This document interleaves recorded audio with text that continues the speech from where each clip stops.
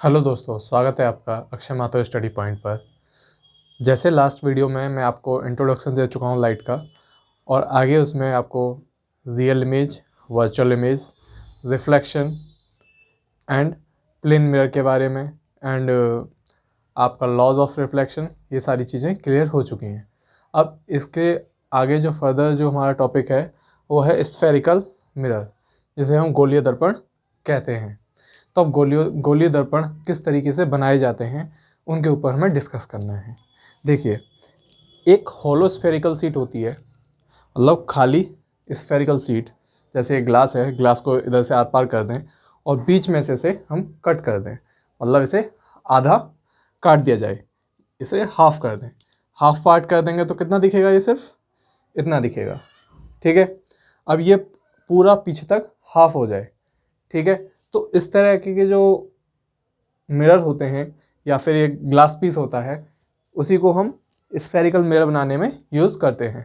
जैसे आपके सामने एक ये सर्कल दिख रहा है, इसे हम हॉलो स्फेरिकल शीट मान लेंगे और इसे हम आधा कट कर लेंगे, आधा कट कर लेंगे, ठीक है।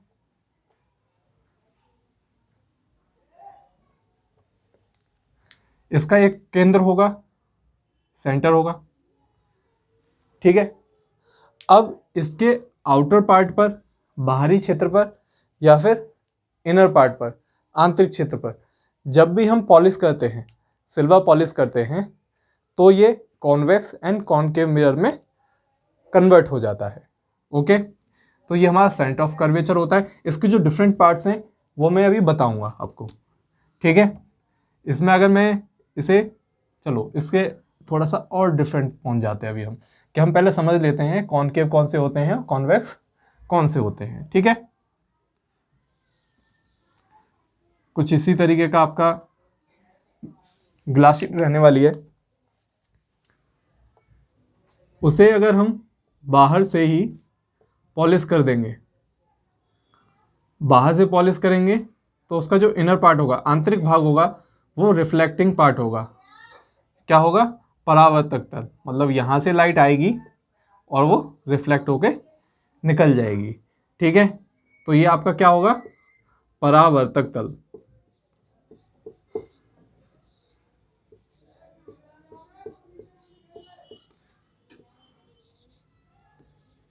Reflecting surface.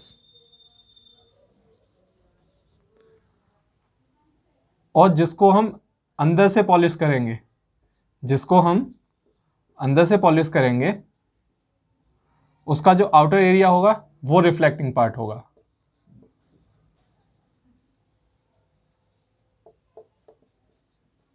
रिफ्लेक्टिंग पार्ट या रिफ्लेक्टिंग सरफेस, ठीक है, परावर्तक तल। ओके, अब जिसका इंटरनल पार्ट रिफ्लेक्टिंग होगा उसे हम कॉनकेव बोलेंगे। क्या बोलेंगे? कॉनकेव मिरर, ठीक है। यहां आपका क्या होगा? कॉनकेव मिरर होगा। इसी को हम अवतल दर्पण कहते हैं। क्या कहते हैं? अवतल दर्पण, ठीक है। कॉनकेव, केव से समझ में आ रहा है ना, मतलब गुफा के तरीके से जो बना हुआ है, जिसका इंटरनल पार्ट गुफा के तरीके से हो, जो रिफ्लेक्शन देता हो, उसको हम कॉनकेव मिरर बोलेंगे। और उसका जो अपोजिट है, जो उसका आउटर पार्ट जो रिफ्लेक्टिंग होगा, उसे हम कॉन्वेक्स मिरर कहेंगे। क्या कहेंगे? Convex mirror. इन हिंदी ये होता है उत्तल लेंस, उत्तल दर्पण, सॉरी, उत्तल दर्पण। अब हम इसके इमेज फॉर्मेशन, मतलब हम बिंब से प्रतिबिंब तैयार करेंगे। तो प्रतिबिंब तैयार करने के लिए हमारे पास कुछ रूल्स होते हैं। तो सबसे पहले हम अवतल दर्पण के बारे में पढ़ेंगे, उसके बाद स्टेप बाय स्टेप उसके सारे इमेज फॉर्मेशन पोजीशन को सेट करके इमेज फॉर्मेशन पढ़ने वाले हैं। फिर उसके बाद कॉन्वेक्स मिरर के कुछ 2-3 केसेस हैं, उनको भी हम पढ़ेंगे। स्फेरिकल मिरर को जाना है कि कितने प्रकार के गोलीय दर्पण या स्फेरिकल मिरर होते हैं। Concave mirror and convex mirror, अवतल दर्पण और उत्तल दर्पण, ठीक है। अब इसमें कुछ कंपोनेंट होते हैं, जैसे centre of curvature, focus, pole, focal length and radius of the curvature. ठीक है, इसमें प्रिंसिपल एक्सिस को मुख्य धुरी कहते हैं, पोल को ध्रुव कहते हैं और सेंटर ऑफ कर्वेचर को वक्रता केंद्र कहते हैं।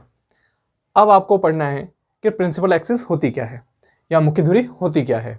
तो जो ऐसी लाइन जो P और C मतलब पोल और सेंटर ऑफ कर्वेचर, ध्रुव और वक्रता के केंद्र को जो लाइन जोड़ती है और सीधी निकल जाती है, ठीक है, वह रेखा जो P और C को जोड़ती है और सीधी निकल जाती है उसको हम मुख्य धुरी या प्रिंसिपल एक्सिस कहते हैं। बात करें पोल की, अभी हमने बोला ना कि पोल और C मतलब पोल और सेंटर ऑफ कर्वेचर, तो यहाँ पर जो पोल होगा, पोल क्या होगा, जो आपका ये गोलीय दर्पण है उसका मध्य बिंदु, मिडिल पॉइंट। ठीक है, जैसे हमारे पास ये मार्कर है और मार्कर का मिडिल पॉइंट ये है, तो इसको हमने पोल बोल दिया। इसी तरीके से जो इसका पोल होगा वो कहाँ होगा, बिल्कुल इसके सेंटर में। ठीक है, बात करें सेंटर ऑफ कर्वेचर की, तो सेंटर ऑफ कर्वेचर क्या होता है आपका कि खोखला गोला होगा ना, उसका जो केंद्र होगा, खोखला गोला बनाया हुआ है हमने और उसका केंद्र, उसको हम बोलेंगे सेंटर ऑफ कर्वेचर या वक्रता का केंद्र। तो ये जो मैं जितनी भी पॉइंट बताता जा रहा हूँ इसे अपने कॉपी में नोट डाउन जरूर करते जाएं, ताकि हमें पता तो चलता रहे कि हम किसके बारे में स्टडी कर रहे हैं। हिंदी और इंग्लिश दोनों में लिखे हुए हैं, इनको साथ के साथ नोट बनाते जाएं ताकि आपको आगे दिक्कत ना हो चीज़ों को समझने में। अब इसके बाद अभी हम फोकल लेंथ और रेडियस ऑफ कर्वेचर पढ़ेंगे। ठीक है, अब नेक्स्ट इसमें हम पढ़ने वाले हैं aperture, focal length, focus, radius of curvature. ठीक है, जो अपर्चर होता है वो इफेक्टिव डायामीटर होता है। इफेक्टिव डायामीटर का मतलब क्या है कि जो मैक्सिमम डायामीटर जहाँ तक हो सकता है वह दूरी, जैसे ये ग्लास है, ग्लास की जो मोटाई है वो कहाँ तक जा सकती है, सिर्फ यहाँ तक जा सकती है, इसके बीच का जो गैप है वो करीबन यहाँ तक जाएगा। तो इफेक्टिव जो maximum length of the diameter, diameter की जो अधिकतम दूरी होती है, अब अधिकतम ही दूरी बनती है, सबसे बड़ा कॉर्ड कौन सा क्या होता है, डायामीटर ही होता है आपका। ठीक है, आगे इसे द्वारक कहते हैं। क्या कहते हैं अपर्चर को, द्वारक। जो M एंड N, इसका वैसे कोई ज़्यादा यूज़ नहीं है और कोई यूज़ नहीं है, बस जानने के लिए बता दिया है कि अपर्चर अगर आ भी जाए तो बता देना है। ठीक है, रेडियस ऑफ कर्वेचर क्या होता है, का the distance between the pole and the centre of the curvature. Centre of curvature और पोल, ध्रुव और वक्रता के केंद्र के मध्य दूरी जितनी होगी उसको हम वक्रता त्रिज्या कहेंगे। ध्रुव और वक्रता केंद्र के बीच की दूरी कहलाती है। ठीक है, फोकस क्या होता है कि the point on the principal axis, ये कहाँ पर पॉइंट होता है, प्रिंसिपल एक्सिस पे पॉइंट होता है।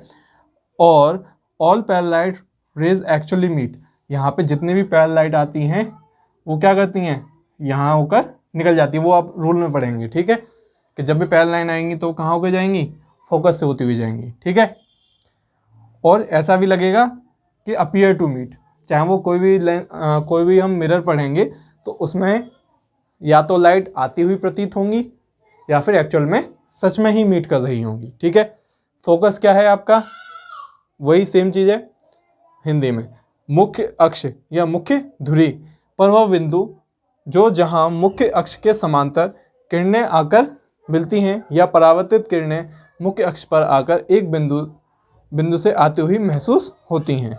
ठीक है, अब ये फोकल लेंथ है। फोकल लेंथ क्या है आपकी, F और P के बीच की दूरी, F और P के बीच की दूरी, मतलब फोकस एंड पोल के बीच की दूरी, ध्रुव और फोकस के बीच की दूरी। अब इसमें थोड़ा सा और ध्यान देना है हमें।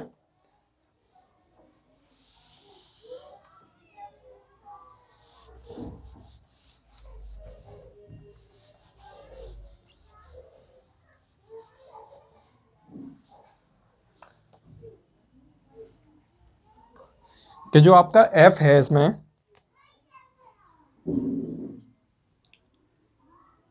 F नहीं R, ठीक है, जो R होगा वो किसके बराबर होगा, 2F के, या हम क्या कह सकते हैं F किसके बराबर होगा, R/2 के। ठीक है, तो ये हमारे जो कुछ कॉमन पॉइंट्स थे जो हमें जानने थे गोलीय दर्पण के बारे में या स्फेरिकल मिरर के बारे में, कि अपर्चर क्या होता है, सेंटर ऑफ कर्वेचर वक्रता केंद्र क्या होता है, फोकस क्या होता है, and radius of the curvature या वक्रता त्रिज्या क्या होती है, फोकल लेंथ फोकल दूरी क्या होती है, पी ध्रुव या पोल क्या होता है, वो सारी चीज़ें अब हमने डिस्कस कर ली हैं। अब मेनली अब हम किस पे जाएंगे, रूल्स पर जाएंगे कि जब रेज पैरेलल आती हैं तो क्या होता है, फोकस से होकर गुजरती है तो क्या होता है, या फिर पोल पर कोई लाइट गिरती है तो उसका क्या होता है। तो उस चीज़ के बारे में अब धीरे धीरे पढ़ेंगे। तो कॉनकेव मिरर के 6 रूल होते हैं, उन 6 रूलों पर डिस्कस करने वाले हैं।